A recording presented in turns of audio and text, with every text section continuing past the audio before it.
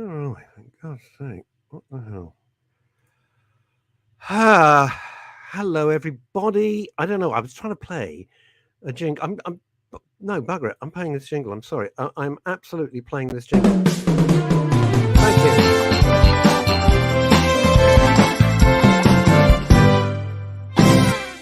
Don't you love it when you're doing something and then all these messages suddenly come streaming up? We can't connect you to this. We can't. Oh, shut off. 67 is a back time. Thank you, Fat Scotty. When I need you as my producer, I will let you know. Do you want to be my producer, Fat Scotty? That'd be a fantastic thing. It's another week. We are here. I'm Russ Kane. This is The Daily Show. You're on Men's Radio Station. A daily show 3 times a week, Monday, Wednesdays, and Fridays. I've got a ridiculous day planned ahead of me. Absolutely ludicrous. Let's dash to northwest London, to Francine Warner, who is the greatest hostess the world has ever seen. Fran, Saturday was quite extraordinary. And then I seem to have employed Fat Scotty up in Wolverhampton, Ladies and gentlemen, you know him. You love him. He is the king of comedy in the entire square mile of New Malden. He is Neil, Cheeky Boy Long. What is this Cheeky Boy stuff coming up? Oh, don't ask. For God's sake, I won't. Should we get on with our first guest of the week? Indeed, that'd be good. Good afternoon. Because, good afternoon. Are you well? Everything okay? Yes, thank you. Are you sure? Yes, thank you. Anything you need to share? Not at the moment, thank you. Okay, I'm just double checking. Ladies and gentlemen, please welcome our first guest of the week, first of many, Natalia Ramsden. Hello, everybody. I'm going to put Natalia in the top spot. How are you, Natalia? Thank you for joining Neil and myself on The Daily Show. And you're a friend of the great Sandro Forte, is that correct, Amundo? I am very lucky. What a great man. What a lovely, lovely man. Been very supportive of the station, very supportive to me and my business partner, Howard Jameson. So that's great. Tell us all about yourself, Natalia. Oh, wow. Where do I start? At the very beginning. That's a very good place to start. So I'm Natalia Ramsden, as you know. And I am born in Australia to a Greek family, but have been in the UK for about 15 years, for those of you trying to work out the mishmash accent that I've developed over the years. It is interesting. There's a hint of Neighbours with a nuance of Mayfair. That's a wonderful description. That's how I'll introduce myself moving forward. I think you should. And hello, we've got to say hello. We have viewers and listeners from all over the world. This is from northeastern United States. Azadon Brown, one of the senior therapeutic members of the society over there. Hi, Asa. Thanks for your comments earlier about our award. Back to you, Nat. So I guess that, sort of why I'm here and probably what makes me interesting is that a few years ago, I set up and now run a brain optimization practice in London. So London in the UK. Now you have Neil's full attention. You know that. Oh, yes. You've got Neil's full... Did you see his face came up? Like my mini schnauzer when I go walking. So you're completely engaged with you now. 100%. I look like your mini schnauzer. No, it's the expression because you were quite docile and then suddenly, boom, brain optimization. Whoa. Which is the sort of response that we get, which I think is a good thing. Lots of focus around brain health, which I think people are paying more attention to now than ever before. And lots of work around enhancing cognitive function. So, before there's an illness or before there's an unfortunate accident, what are the sorts of things that people can be doing, either, with our support or on their own to make sure their brains are working as best as they possibly can, not only now, but for the rest of their lives. Because the brain is another organ, isn't it? But we don't generally think of it that way. But it's a control center for everything, really, isn't it? Absolutely. I mean, it controls everything you do, every sort of Greek hand movement, every blink, every thought, every, jazz hands. Sorry, I had to do the Claire Sweeney jazz hands. As soon as you said hand movement, it's Claire Sweeney. But absolutely, your brain is is really the sort of executive of your body. It's what is controlling and enabling everything that you do in life. And I think for me, the really prominent piece is, let's take care of it and let's enhance its function before the not so good telltale signs start to show. So, before things start to decay. Prevention being better than cure, which I think is what most people do, don't they? They don't think about it until it reaches a crisis point, and then the hand is forced. But there's things we can do in advance, you say? Absolutely. I mean, tell us more. Yeah. Before you answer Neil's question, which is absolutely apposite, can I just ask you this? We're always told, well, we only use 10% of our brain. The other 90% isn't used. And I'm thinking, well, that can't be right. I'm exhausted just thinking if I brought everything in little that I need to bring back. I don't think that's really true. Is it? That we use 10%? I mean, I just think that's one of those ridiculous urban myths that make us feel shit, to be honest with you. I think we're all capable of a lot more, but they have done some scans, haven't they? And they show that 100% of the brain is being used. But I think we are capable of personal development, I suppose, and doing a lot more. But that doesn't mean it's only 10% being used. And this is kind of 90% of dark matter, if you like, in my opinion. Yeah. And that's exactly right. That's the way to think about it. The brain works as a harmony. It works in a sort of beautiful, harmonious fashion where when you do something, it is pulling on different regions, working in different ways together. But I think, maybe the purpose of this idea that we use 10% is really to illustrate that we can use more of it. We can engage more parts of the brain. And something that's pretty revolutionary, we can create, we can birth new brain cells. We can create new synaptic connections. Neurogenesis. Wow. That's it. Gosh, you don't need me on the show. Yeah, we do. No, we do, because look at Neil and I. Look at you. Of course you need to understand. Neil, what was the word you used? I didn't catch it. I'm so sorry. I'll pop it on the screen. Neurogenesis. Oh, that sounds good. That sounds like a sort of Netflix series. That's it. That could be our next sort of endeavor. That'll be our next commercial project. Natalia, I have thank you, Neil. I've never heard of that. So let me ask you a question. I'm older than both of you put together, and I do everything I can, because having watched my mother suffer with Alzheimer's for 16 years, which killed her. It's a disgusting disease. And I do everything I can every day to make sure my brain is as active and as used, as Neil beautifully says, and often reminds me, it's a muscle. If you don't use it, it'll atrophy, like, if you don't do weights or whatever it is. What's the sort of thing, before we get into your the meat of why you're here, what is the sort of things that people can do simply on a daily basis to keep? And what's the most common problem, you think? Perhaps it's a modern day problem, because we hear of a lot of mental illness, lots of ADHD and things like that. And so I'll let you answer one question at a time, because that's probably not good for anyone's brain. And just adding, Natalia, Fat Scotty, his name is Scotty, and he's not even Scottish, from Wolverhampton, actually, in the Midlands. Are there any easy ways my elderly mum can keep her brain more active? Brilliant bloody question. Well done. Right. So let's start at the beginning. What is the simple hacks, first of all, for a good brain? Yeah, I'm gonna try and condense a reasonably long career into a few sentences. In all seriousness, the whole point that Neil and I, when I constructed the show, the beginning, it's long form, so you don't have to do this morning. Let's discuss brain therapy in 4 minutes and then go on to fashion. Take your time and let's delve into it.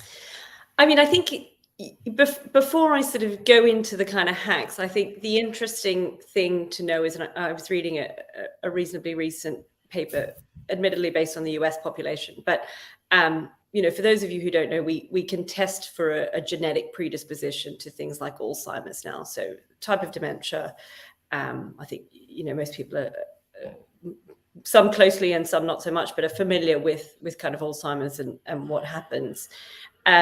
So you can test for genetic predisposition. Now, obviously, if you have this gene, you have a sort of genetic likelihood.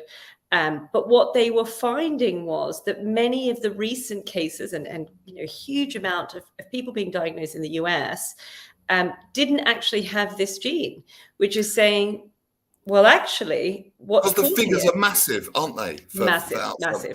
Absolutely massive. Yeah, I don't want to interrupt. Phenomenal. Carry on. Sorry. No, phenomenal. I mean, not as bad in the UK, but we've got to look at the trend. That's really what's terrifying. But I guess the point was that I was trying to make is that something like, whatever the percentage was, I don't know, 75, 80% of people being diagnosed didn't have this genetic predisposition. So we suddenly are now thinking, okay, it's got to be a lifestyle situation. So, our lives and our lifestyles and the things that we're doing, or maybe the things that we're not doing, are, unfortunately causing us to become unwell. And this is what I was going to say off the back of that. I read and I heard that back in the 80s, people thought everything was genetic. People thought it was genetic determinism, wasn't it, back in the 80s? Yes. If you've got that, if your mum had breast cancer, you're going to have it pretty much end of. Sorry, luck of the draw. Since this new field of epigenetics, pioneered by Bruce Lipton and people like that, and he's and others like him are saying it is an awful lot more of the environment or perceived environment that we live in. In other words, it's nurture, not nature. So with that said, back to you. Really? I think it's a complex combination of both. Some things more than others. So intelligence, for example, slightly more determined by genetics than by the environment. But I think the interesting thing about epigenetics is how these things come together and combine. What is it that is genetically determined? What's the conditions of, even down to being in utero? How stressed was the mother at the time that she was sort of growing a fetus? What was her diet like? What was she exposed to? And then the early, we know that critical period is so important. I think where the real kind of, I suppose, exciting change and has really challenged our paradigm is we thought that this development, so, particularly intelligence and all sorts of other things, kind of sort of stopped in your early adulthood. You developed and then that was kind of it. You got what you were given. And what we've learned, particularly since scanning technology has forged forward, is that the brain continues to grow, to change, to adjust, to respond to its environment. And that's, we touched on neurogenesis, but I guess this concept that the brain is, well, not a concept, but this understanding that the brain is plastic and dynamic. Our whole lives as well. So basically shaped by here's where it gets really complex, shaped by our experience. So if we have good experiences, bad experiences, but what I suppose the scientists can't measure yet is, or if they can, I want to hear all about it, there are responses to those experiences. That's the ghost in the machine, isn't it? Yeah. And I think people still respond to things differently, right? Of course. And I think it's probably still difficult, I'm sure there are brilliant geneticists who are not far off this if they've not done it already, but it's probably still difficult to measure exactly to what extent, if I developed Alzheimer's, to what extent was it my genetic predisposition, and to what extent was it my lifestyle choices, or, and within that, my diet, or the fact that I kept my brain active or didn't keep my brain active or was bilingual. So it's probably quite difficult to untangle and measure in an exact way, how you attribute those, which is more important than another. So you think they're getting close? I think we are getting closer. Alzheimer's, I think, is sadly, we've probably got more and more cases and data to work with. It is associated with later years in life, so we are seeing, I guess, the rates increase as we. Well, I've heard of much younger people getting it as well. I've heard of much younger people getting it. So I think there's an interesting thing about the time of diagnosis. So I think what is happening is that by the time it is diagnosed, by the time those symptoms have shown themselves, have manifested, it's well into way. So, when we talk about early onset, actually, it probably happened a decade earlier. My mum, I lost my mum to dementia. We talked about it loads on here. We could do tons of shows on it and have. And looking back, the signs were there. Yep. You didn't see it until hindsight, which is often the best side. They were very not with your mum. I certainly saw it with my mum. But it begins so subtly, doesn't it? Yeah. It begins so subtly. Yes, it is. It is. It's horrible. It's really what was that word? Subtle. I'm mimicking it there. You just lose a word, and then you suddenly realise that person has known that word forever. But even more and subtle repeating than that, yourself. It's horrible and terrifying. Teeny tiny things. Which, unless you had a really trained eye, which of course I and most people didn't, you wouldn't spot it until it becomes absolutely florid, and then it becomes absolutely obvious. So, what was the? Let's look at this one from Scotty. What was the original question? Yeah, things you can do. The original question. This is. I'd like you to answer Scotty's question, Natalia, and then I'm going to ask you a very specific. Natalia, the reason we read out these, because what people sometimes are just listening, not watching all over the world, so we read out the comments as well. Natalia, Neil, well, let's aim it at Natalia. She's here. Can you feed the brain with certain foods, nutrients to help it function like body muscle? Great question. Good question. Absolutely. There are things that you should feed your body and brain with, and things that you should not feed your body and brain with. So I mean, look, absolutely, and you know, the first place to start is, you know, a heavy plant-based diet. So those things that are, you know, those sort of bitter greens, fresh food, I guess organic produce as much as we have access to, oily fish. I mean, loads of great research that has shown time and time again, looking at oily fish and things like Alzheimer's. So, you know, you can get very good supplements now, but, you know, we know that they help boost the myelin sheath around the cells in the brain. So act as a sort of very protective sort of covering, if you will. Things like Timothy Squire. It's very interesting you say this. I don't know Timothy Squire. He's a new viewer, listener. Hi, Timothy. And he goes, plants? I'm not a vegetarian. I'm human. I don't know you, Timothy. I don't go vegetarian either. I can't do that. I certainly can't do vegan. Really, I'm a carnivore. No, neither can I. But Natalia's certainly right. It doesn't agree with me. I'll be honest with you, Natalia. It doesn't agree with me at all. Oily fish, yeah. Supplements, yeah. And although Timothy's being a little bit aggressive, I get that. I don't think it's our natural way. We weren't brought, and I'm not arguing. You're the brain box, and I'm not. No, I'm not advocating necessarily a vegetarian diet. But I don't think that our bodies probably need the level of red meat that we consume. Yeah. So I'm certainly I'm not saying. Natalia, okay. This is coming in from Manhattan. It's Elizabeth Green watching and listening in Manhattan, New York. I bought sardines. They sit on the side of my kitchen. Yes, sardines. Well, it makes a very good doorstop. Yeah. Excellent. Yeah. I think it's all about balance, isn't it? Because some people, I do know they've tried plant-based and it literally wasn't good for them. So it's all about a balance, but all our bodies are unique. But I think with the Western lifestyle, you know, particularly in the USA, with all that high fructose corn syrup, that is crazy. You know, eating massive amounts of red meat every day at every serving of every meal, processed foods. Of course, ultimately, that's not going to be good for us. But to go from one extreme to the other, I mean, I couldn't do a plant-based diet, but you are right about the research. It is super healthy for a lot of people. And look, as I said, I'm not advocating no meat at all. I think it's just about you know, exactly finding that balance. So and boosting up more of the things that we know are good for us.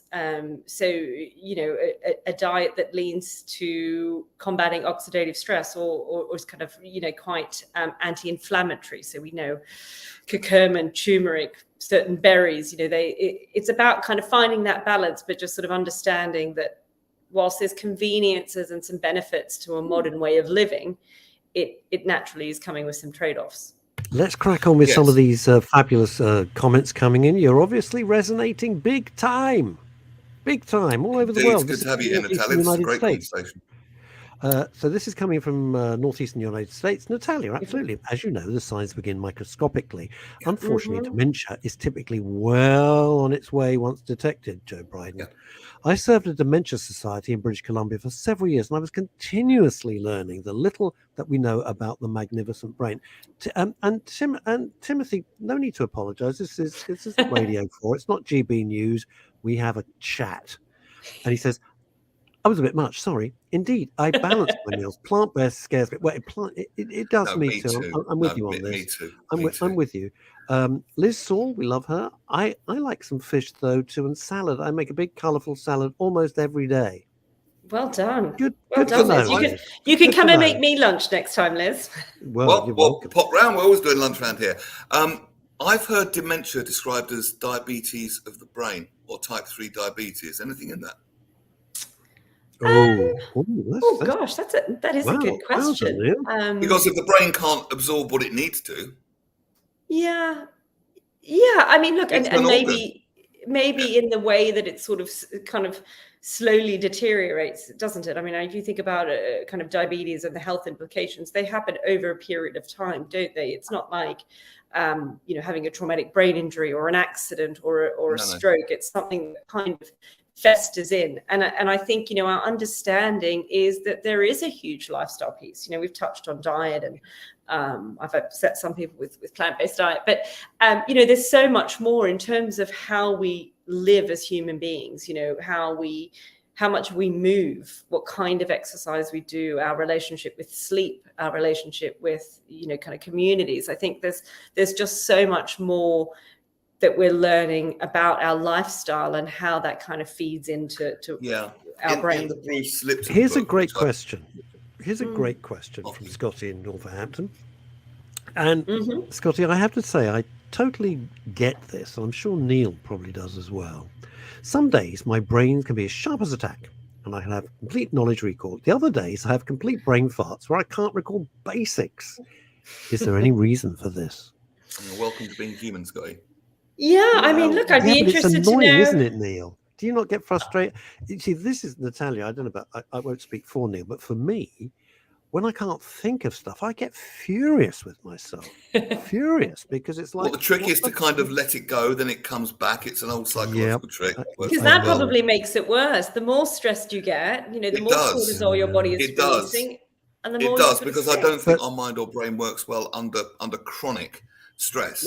No, absolutely not. And there's an awful lot of that as well, because Bruce Lipton in his book, he very cleverly puts it, he calls it the perception of our environment. So if we see our environment as threatening, then we're going to be in constant fight or flight all the time. Yeah. And that ultimately, that's not going to be good. But bear this in mind. Here's a little human side of this, Natalia, because you've never met myself or Neil before. Both of us lost our mums to, by pure chance, by the way, to Alzheimer's. Both of us watched the person we loved so much deteriorate. It's terrifying to think that is a fate that might await you. Yeah. It's absolutely awful. I'd rather be hit by a bus because I would never want to put my kids through what I went through. And I would imagine that Neil with his daughter, it's the last thing you'd want. I'd rather go out on my way to the Albert Hall later and get hit by a bus than I would trade that rather than get dementia. I actually would. Couldn't bear it. Yeah. So when, like Scotty was saying, can't remember things, you suddenly think, oh, crap, don't tell me. And then it goes away, but just for a fleeting instant. And I'm being really very honest. And again, I'm not speaking on behalf of Neil. I wouldn't do that. But for a brief nanosecond, you think, oh, Jesus Christ, don't tell me this is the beginning of, a horrible decline into nothingness. I think that's why it disturbs us. It's like feeling a lump on your body and thinking, oh my God, it's cancer, when most of the time it isn't. And, most of the time it's where have I left my keys is not dementia. Not knowing what your keys are for is, if you know what I mean. I heard that comparison, which was quite a good one. That's good. Yeah. And I guess with anything, it's like that, isn't it? It's just sort of finding the, what's kind of normal and day to day versus, perhaps something slightly more serious. And if you know someone well, you can see if they're behaving out of character, can't you? Of course. I mean, what I will say is I think there's something really empowering in our knowledge now that we can do things to impact our brains. There are things that I can do in my day-to-day life, and admittedly, sometimes I do more of them than others, but there are things that I can do in my day-to-day life to prevent, or at the very least delay, these sorts of things for as long as possible. It's okay, only well, let's valuable. talk loads about that. Here's an interesting thing, and yes, but here's an interesting thing from Leslie Ian Jones, and boy, oh boy, does this resonate. I don't know about with you, Longie. One thing I learned from my mum's dementia was to listen. What doesn't make sense to you might one day. Mum kept asking for Peggy. We don't know Peggy, but people called Margaret for some reason can be called Peggy. Mum's Peggy was a daughter she'd adopted out in 1946. In 2012, we met her.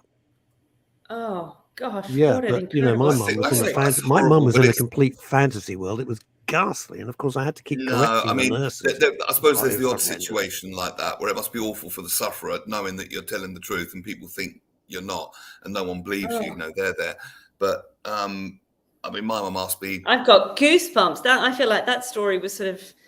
There was just many layers to that one. It's like watching yourself drown, isn't it? If you were the like watching sufferer, you feel like you were being gaslit by the people you love the most. That must be terrifying. Yeah. But Mum's right. I would have been happy. I always say this, Natalia, and I think maybe Neil, it will resonate with you. Had my mum thought she was the Queen of France and lived like that and was happy, I kind of would have been at peace with that because she was in a happy place. My mother recreated a past life that was completely false. None of it was true. None of it. Okay. I don't have any sisters. I don't have any brothers. It's just me. And she went on and on about her daughter. There never was a daughter. She hated her father, hated him, and yet suddenly she wanted her father there. She loathed her father. I won't even tell you why. He was a disgusting human being, and walked out when she was 12. Never came back. Went out for a pack of cigarettes. Never came back. So all of these things was awful. So I would have traded it if she was in some happy, place that she saw whatever it was ghastly.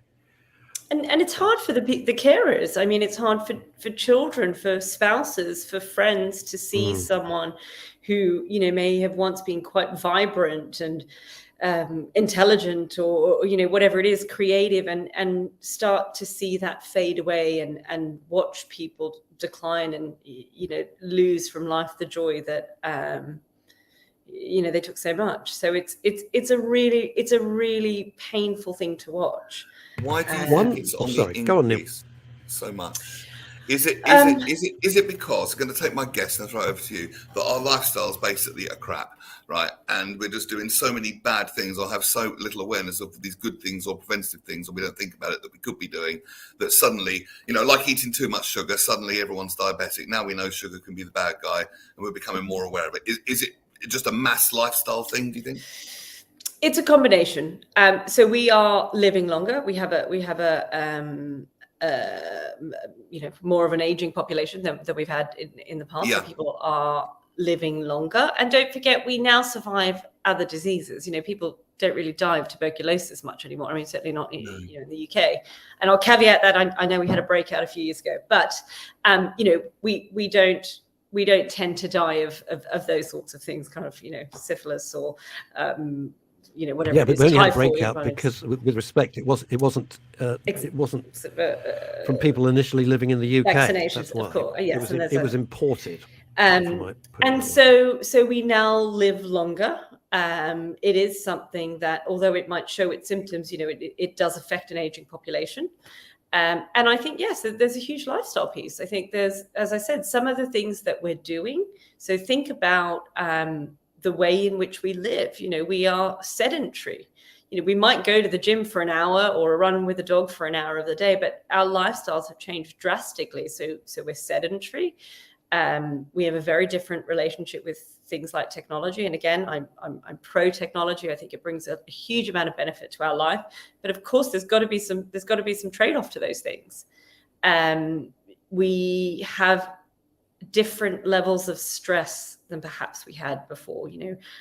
So I run a practice, and we'll take a brain map of individuals. We measure things like cortisol, and we just see people with elevated cortisol, honestly, from the moment they wake up all the way through the day, and then while they're sleeping. And so that's cortisol was meant for short bursts. It was meant to be acute stress. Saber-toothed tiger jumps out, adrenaline, cortisol, but Exactly. not to run unchecked around the system again and again and again and again and again. Or what we see is that people are just completely switched on and wired, or asleep. There's wired the whole time. Wired exactly. the whole Or they time. just There's crash. some cracking comments coming in here. Liz Saul, my personal experience. Oh man, you're pressing my buttons here, Liz. Yeah, this is not good. This is. Well, I'm going to modify my language as we have a guest. My personal experience in a particular hospital was they treated anyone over 65 as having dementia or similar. Yeah, it's disgusting. Even when it was something totally different, such as cancer. They didn't want to listen to Mum and were annoyed with me for being vocal and knowledgeable advocate. Yeah, there is a family issue going on, and I think we are about to, it's extended family, I think we're about to sue a medical practice. That's how angry certain people are. Graham Pack has increased screen time on phones, computers, instead of physically reading books and newspapers, made our brains turn to mush. Wow. Yeah, so I mean, this is an interesting one. So this is probably kind of, I guess, moving into this stuff is my area of expertise. So I'm not a neurologist. I don't treat or do any rehabilitory work. I'm focused all around how we kind of enhance the brain. So I guess drawing on that question, yes, we're seeing reduced concentration spans. We're seeing a lot of difficulty with attention, and that's going through all the way down to children. We are. I'm going to jump in here, Natalia, because this is something I feel very strongly about. I think we are bringing up generations of absolute freaking morons. And I don't use the word lightly. People used to have a very short. I came out of advertising, so I know about attention spans and how you grab people and all the rest of it. That was my background for 30 plus years, right? You'd have 30 seconds to grab. That's why adverts are 30 seconds long. You haven't got 30 seconds now. No. Nope. Because the kids, and stretches upwards as well, but the kids have an attention span. You're in seconds, which is why the morons on TikTok are so successful, because they're doing something really shitty, stupid. It lasts a few seconds. Oh, it's entertaining. Yeah. It's like showing a dog a ball. I mean, that's what we're breeding. That's what you're breeding. Yeah. It's scary shit. It's never undivided. So, this idea of multitasking, I mean, from what I've read, we can't really multitask. There are things that we can do automatically. So, walk and talk. But even still, you'll sort of stop and say, hang on, where was I going? So we don't. Hello. What am I doing? Why did I come upstairs? Where's my phone? Oh, it's in my hand.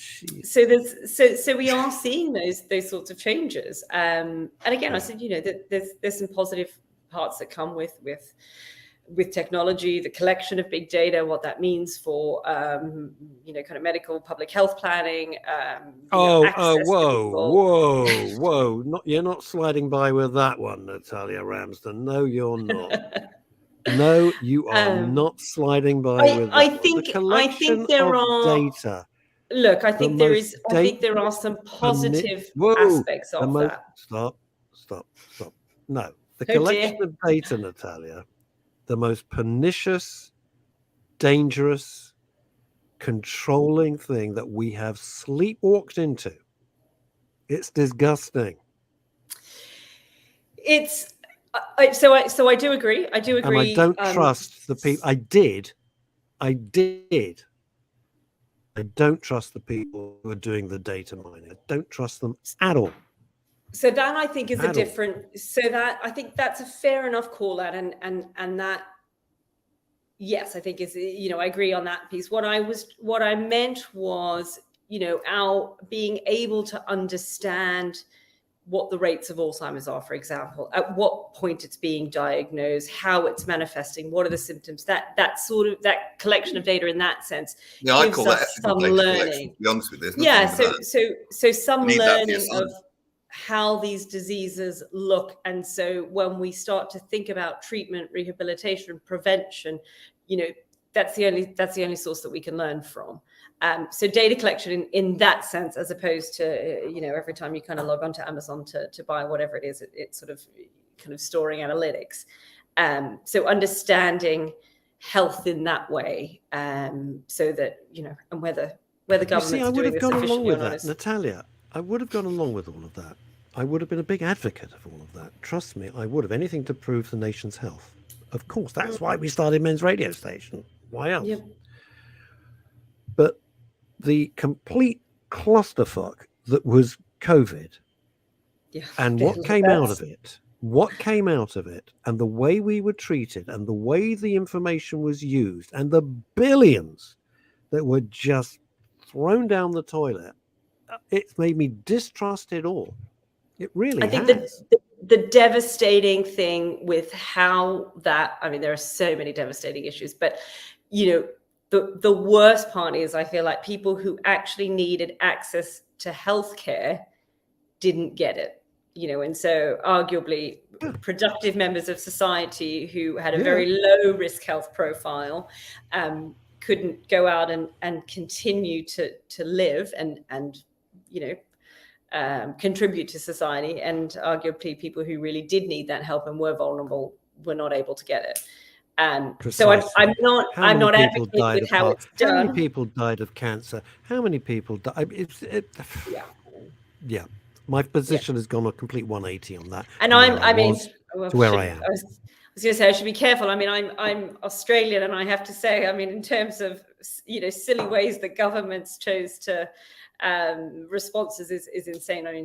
My mother, I was very fortunate. She was able to spend 3 months with me when I had a baby in lockdown, spent 2 weeks in a hotel quarantine facility, a perfectly healthy woman who, for the record, did not have COVID, having tested several times, treated like a prisoner. She said that the flights were grounded when they arrived.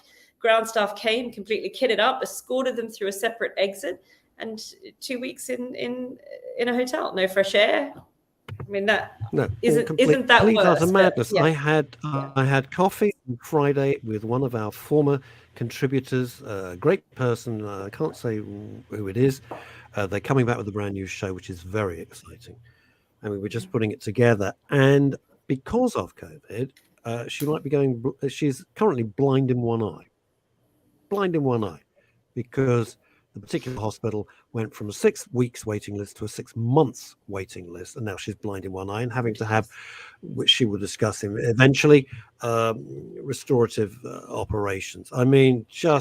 It's just great. A counterpoint to what we're saying from Leslie Ian Jones: my next generation got his degree in qualifications and procurement, is out there working. Bravo. Not for him sitting on his backside. Same with my kids. His part-time weekend leaving at 4:30 a.m. No complaints from him. He loved learning from older workers around him. Bloody marvelous. That is what's great. And then you got Liz Saul. That's what happened to Mum. She had treatable cancer. The treatment was paused during COVID. Disgusting. Game over. Felt like the two of us against the world. Yeah, because it was a complete madness. The worst social experiment we'll never put up with that again. My husband likes to say that historians will look back in time and just sort of laugh at our idiocy. They'll just sort of look back and think, what were they thinking? They don't think they'll laugh. I don't think Mr. Ramson's quite right that they're laughing, but what they will look at is say, did mass hysteria, how did they convince the world to be imprisoned voluntarily and put stuff in their arm? And I had 3 jabs. I'm putting my hands up. I had 3 jabs. I was the first. I better get there. I was like Mr. Good Citizen. I did everything that I was told. And now you look back and you think, complete bloody madness. But let's come back to brains. Let's come back to brains. I'm not a COVID specialist. What about crosswords? No. I know. We got into the whole side function of bloody data mining scrum. Look at this. This is another good question, but I want to ask you before simple stuff. Simple stuff, because like Neil's the brain reads all the books on this. I don't, but I'm just fascinated by it. Crosswords. Yes. Stuff like crosswords and puzzles. Is that simple stuff? Does that help? Yeah. They're great. So sort of hacks, I guess. I always get asked every time I present or do a workshop, what are a couple of tips or hacks that we can incorporate into our life? So I think, my favorite one is talking to people about training themselves to become ambidextrous. So if you are right-handed, how do you start to use your left hand a little bit more? And I mean simple stuff. So, best example is learning to brush your teeth in the morning with your left hand. Picking up a cup of coffee with your left hand. So sort of starting to incorporate tasks that you would do with one hand, switching them to the other. So you're kind of, sort of boosting the other side of the brain. For those of you that are bilingual, that certainly works in your favor. If you've got the inclination and the time, learning a new language, musical I heard that learning a instrument. new language was much better than crosswords or Sudoku or something like that. Learning a whole new language. Yeah, of course. I mean, but it certainly takes some dedication. And interestingly, it's not even about how good you are at the language. It has nothing to do with, if you decide to learn Italian, how well you then learn to speak it. It really is all about that novelty and challenging the brain to do something that is a bit out of your comfort zone, that is new, where you are forcing it to think in a different way. Yes, and also out of the comfort zone is interesting as well, because what I read, our brains should experience occasionally acute stress, like turning the shower to cold. That Wim Hof thing. Absolutely. Acute stress, yes, not the chronic kind. Chronic kind has made us passive and lazy and all that sort of thing. We need that, but trying to avoid the acute stress doesn't work, if you know what I mean. Otherwise, you become a hermit. I think a lot of these, let's say, lifestyle therapies, so, Wim Hof and kind of having a cold shower, intermittent fasting to some extent, I think some of and they've got lots of benefits, but some of the benefit is exactly that. It's that adverse reaction to the body. We don't have to fight for food anymore. We don't have to fight for physical safety. So where our bodies were challenged and our brains were challenged, modern life, which again, for the most part is a good thing that we aren't starving, but it's lost that ability to fight. And so it needs to have some pressure placed on it in order to kind of overcome. And that's a wonderful dance or a delicate balance. We certainly don't want you to be in such a state of stress where you can't relax and you can't sleep and whatever it is. But you want that kind of up and down. Think about the way people exercise, sort of interval training. You sort of burst and then you kind of come back, and then you burst and you come back. So that's what those sorts of therapies, that's one layer of how because it kind of breaks it down and then comes back stronger, like a broken bone can come back stronger. Exactly. What about supplements? I was literally, coincidentally, I must admit I didn't know until after I read this book that you were going to be our guest today. I'm just reading a book and they talk about all these wonderful supplements, which are, by the way, and the author makes a brilliant distinction. He says they're not replacements; they are supplements, which is really important. See, it's a bit like you can't just swallow some vitamin B12 and expect everything to be magical. Do you know what I mean? It's got to be done properly, and just I'm not telling you that, obviously. I'm just for the benefit of the people. Yeah, of course. Look, what supplements? I'm pro supplements, so I think absolutely, why not? They're there and they're easy and we can get them in pretty good quality. You're right. Look, the ideal would be to have a wonderfully balanced, fresh diet where everything is sort of prepared and you kind of sit down with your family and have a nice lunch and then we all take a nap. That would be great, but that isn't really kind of how we live, unfortunately. I'm with you on the nap part. That's it. That's as far as I get. Just on that. But supplements, absolutely. Look, I advocate for a personalized approach. I think, in our practice, we have the luxury of working in that way. So we take very detailed blood work, as I said, sort of, all sorts of testing to put together a supplement program that is specific for that individual. But I'd say, the sorts of things that, and this is not my advice. I'm not a medic, but, certainly things that I take in my own day-to-day life. I've always got a good fish oil, so omega EPA supplement on take one of those ongoing. I don't eat a lot of seafood. So, for me, that's a particularly important one. I always take a magnesium supplement, again, especially in times where I'm traveling a lot, just to sort of help my body kind of overcome that jet lag, get back into sleep cycles. So for me, magnesium. I always take a vitamin D because I have the wonderful luxury of living in a grey UK. Although I do spend some time in the summer in Greece, and suddenly I kind of forget about my little supplement. And I most of the time will take a curcumin supplement, so a sort of anti-inflammatory. A what supplement? A curcumin, which is what is that? The base ingredient of turmeric. Right. So doesn't agree with me. Doesn't agree. You see, so you would need to eat a lot of curry to get that. No, well, I don't eat curry at all, and turmeric doesn't like me. Really doesn't like me. We've got some great questions coming in, Natalia. Oh gosh, is there any link between loud noise and brain dysfunction? Well, Neil and I would know about this. Can years spent wearing headphones and concentrated loud noise affect our ability to train our brain? Very interesting adjunct, that. So the truth is, I don't know is the absolute truth. I certainly think, things like industrial deafness, I'd be surprised if there isn't some impact in terms of kind of your attention networks, but I would not be able to answer that for you, unfortunately.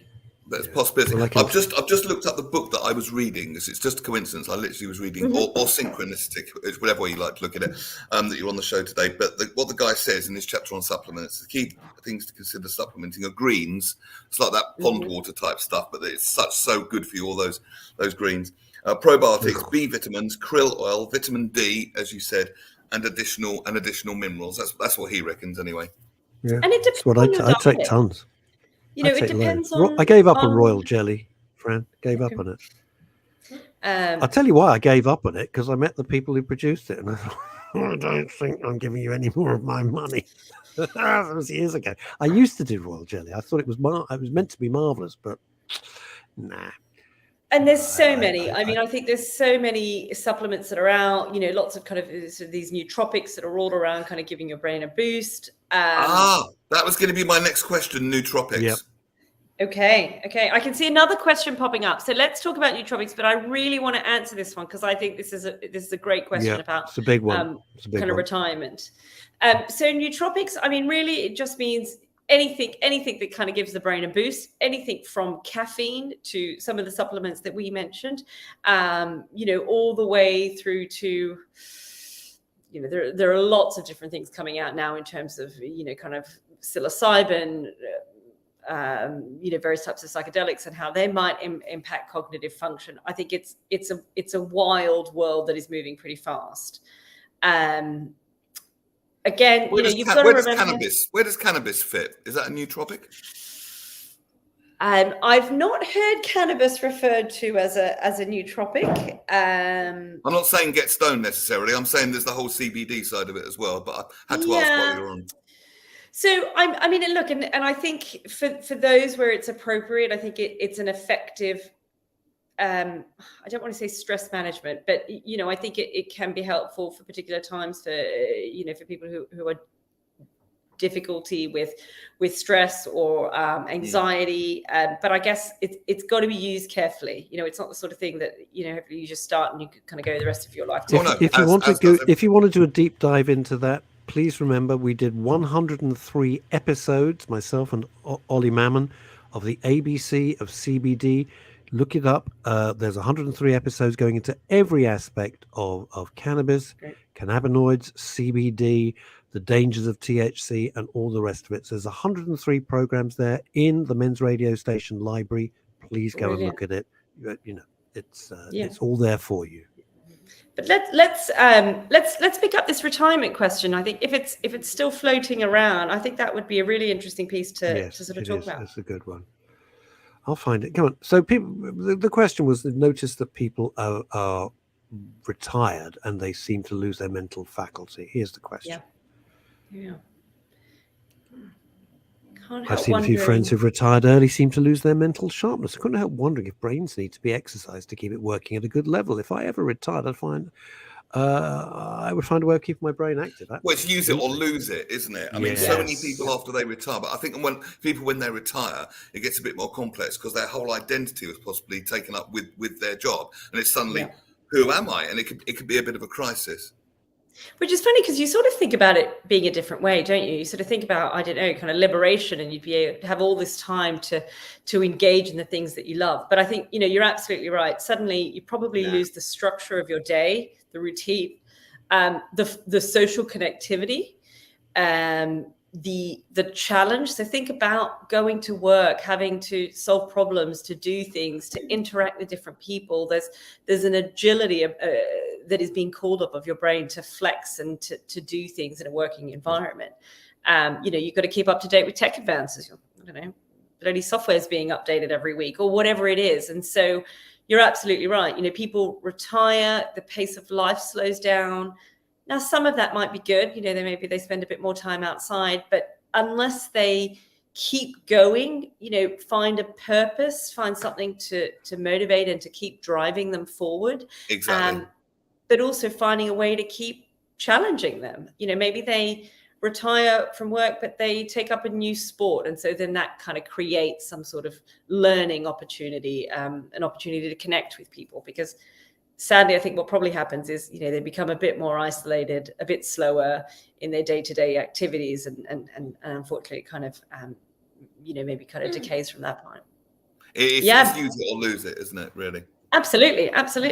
I was seeing somebody's here saying something about bridge. Yeah, absolutely. Bridge, chess, all of those games that require that sort of strategic cognitive skill. I think, they're brilliant, and they link things with community where you live. So people who have lived in an area where they feel that they belong, where they feel that they connect to a community, sort of show kind of either lower rates of Alzheimer's, or it comes much later on, as opposed to there was that what was it called? It was Italian immigrants, and it began with R, and I can't remember the name of the study, but it was a community that immigrated to America, and they had the most unhealthy lifestyle. They drank, they smoked, they ate all the wrong foods, but because they were in such a tight community, their mental health and therefore level of disease, physical and mental, was very, very low. Then the community broke up, and suddenly, bam. That's it. Yeah, it's so important. I agree with that. The blue and also, don't forget Natalia is part Greek. Rosito, that's it. Rosito. I am. When I first. So, yeah, that whole thing about community and venerating elderly people, not kicking them to the curb like we like to do in the UK. No, but I don't say it lightly. We live in the world here and in America of Logan's Run. They'd like us all to be dead at 35, like Logan's Run. That's what they want. Of course they do. We're a pain. I think we've got a very different, not very different, but a different relationship with family. I think in Mediterranean cultures, that family is extended. So you think about your close family, but that kind of envelops your mum and your dad and your sister, and that there is a sort of we kind of go in a bustly cohort.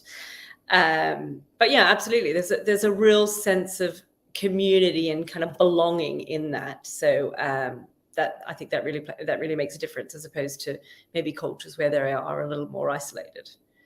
I couldn't agree with you. I couldn't agree with you more, Natalia. On Saturday, my cousin Francine, who's commenting here, had all the cousins together, a lot of cousins, and we rarely ever get together. And to get us all in one location was like a miracle, and it was fantastic. It was very extended, and it was just a lovely thing. And you forget, because we're all busy getting on with our dumbass lives, you forget that family can be a lovely and wonderful, inspiring, uplifting thing. It was charming and adorable to see everybody. It really was great.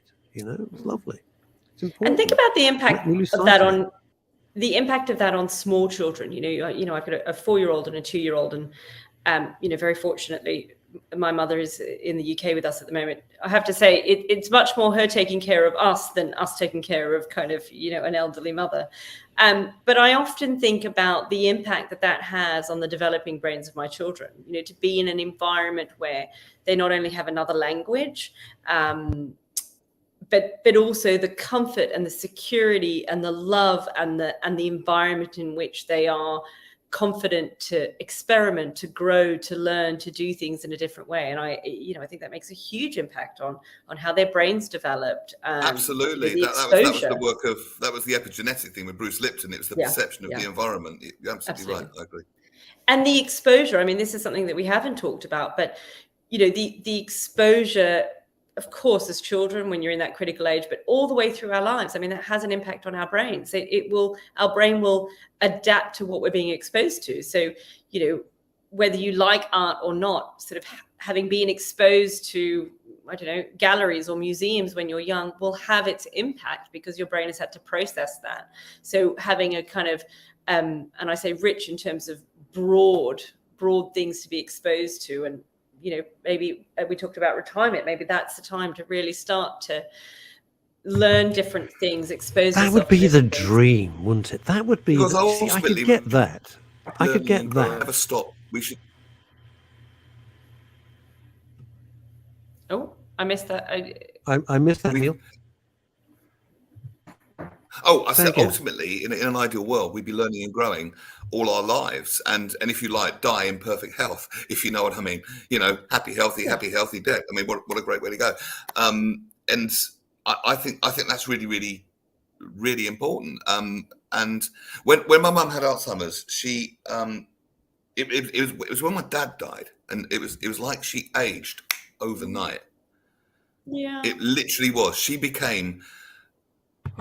She went from an evolving being as such on her own sort of evolutionary path, and she froze. She froze in time. My theory of it was unprocessed grief, which eventually affected the mind-body connection. And Neil, you're describing my mum. It's extraordinary. But it was quite something. She froze, Natalia, in time. It was quite, and she became old, really elderly overnight. It was uncanny. Extraordinary. Quite extraordinary. And it's unfortunately, it's tragically not unusual. I mean, they track some pretty interesting patterns at spouses. So I think something like if a woman is widowed when she's quite young, she actually then goes on to live quite a long time.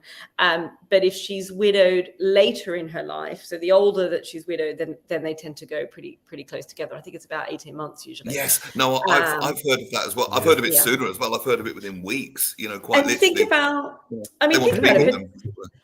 Particularly if she's a caregiver. So particularly if the purpose of her, not the purpose of her whole life, but if she has spent a huge amount of time and dedication and love caring for someone, that's her social exposure, that's a network. That's who she lived her life. I think you can die of a broken heart, and people might think that's utterly stupid, but also the reason, if your reason that you're alive is your love for somebody else and that's gone, it's like, well, what's the point?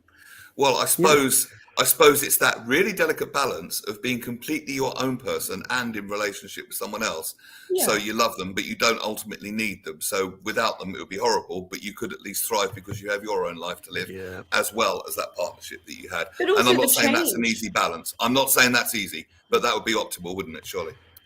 It's about having the sort of the massive change. I mean, I know retirement and obviously death are not the same in severity, but thinking about, overcoming that massive change. So people needing to force themselves out, to do something different, to re-engage with community. And that's quite difficult, particularly with the loss of a partner. And as I said, especially if you've been a caregiver for that person. So, there's, I think the kind of thing they have in common is, how do we keep pushing our brains forward? The same way that you keep your body fit, you don't just sort of get fit and say, okay, well, I'm done now. I'm never going to run again. I'm never going to the gym again. I'm fit. If it could only be that way.